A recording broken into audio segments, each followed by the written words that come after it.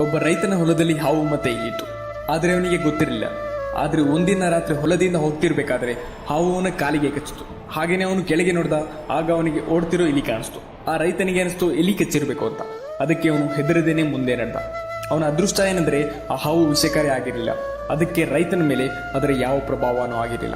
ರೈತ ತನ್ನ ದಿನನಿತ್ಯದ ಕೆಲಸದಲ್ಲಿ ಇದ್ದ.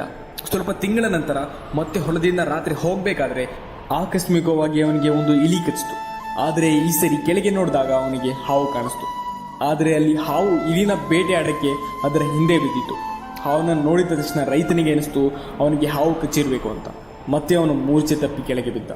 ಮತ್ತೆ ಸ್ವಲ್ಪ ಹೊತ್ತಲ್ಲಿ ಅವನ ಸಾವಾಗೋಯ್ತು. ಯಾವಾಗ ಅವನು ಪೋಸ್ಟ್ ಮಾರ್ಟಮ್ ಮಾಡಿಸಿದ್ರೋ ಆಗ ಗೊತ್ತಾಯ್ತು ಅವನ ಸಾವು ಹಾರ್ಟ್ ಅಟ್ಯಾಕ್ ಇಂದ ಆಯ್ತು ಅಂತ. ಇದರ ಕಾರಣ ಅವನಿಗೆ ಹಾವು ಕಚ್ಚಿರ್ಬೇಕು ಅಂತ ಹೆದರಿಕೆಯಿಂದ.